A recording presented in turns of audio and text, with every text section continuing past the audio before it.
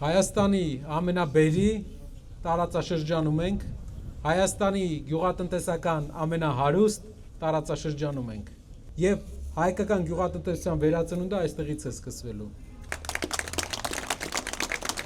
Իմ մեջքի հետևը դուք մի քիչ առաջ տեսաք Սամվել Կարապետյանի նկարը։ Կուզեմ պատմել եւ նաեւ օրինակ բերել, մի հատ իրար հետ մտածենք, թե ինչպես եղավ, որ մենք այսօր եկել ենք այցելելու եւ մենք այսօր մեր քաղաքական հայտն ենք ներկայացնում։ Պատկերացրեք դուք հայ տղամարդ ապրում եք Հայաստանից դուրս։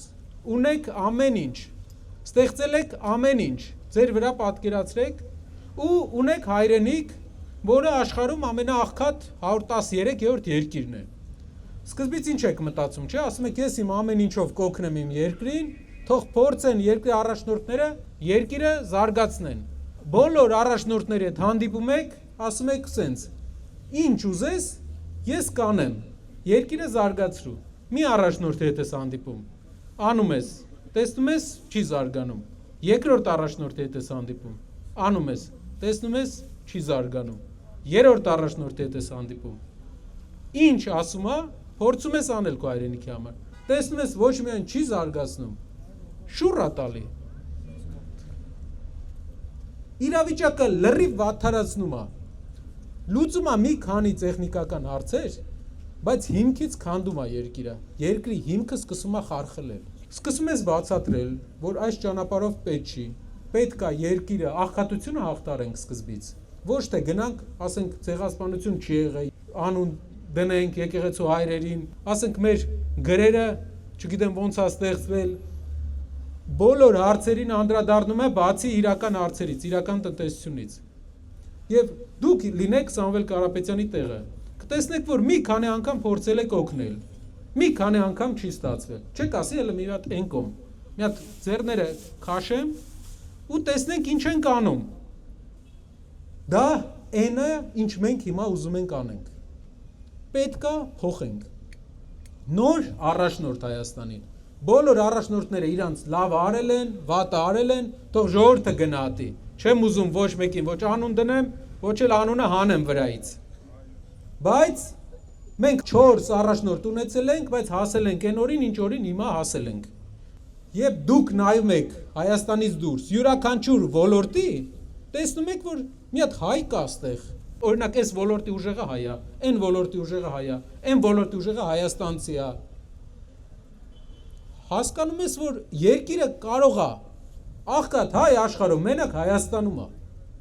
Ու դա նշանակում է, դա հայերից չի, դա Հայաստանի իշխանություններից է։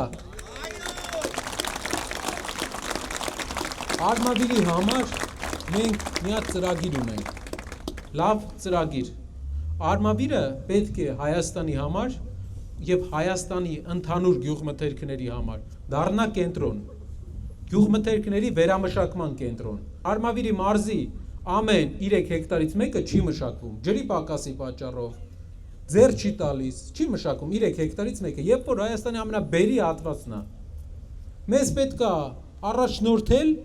գյուղատնտեսության զարգացումը, իսկ Արմավիր համայնքը պետք է սննդի վերամշակման կենտրոն լինի, որ գնումները արվի, վերամշակում արվի եւ արտահանվի։ Դա հնարավորություն կտա մարդկանց լավ ապրելու։ Ունենք Արարատյան դաշտ, հարուստ շրջան, կազմակերպողից է։ Նաեւ ուզում եմ եզդիական համայնքին դիմեմ։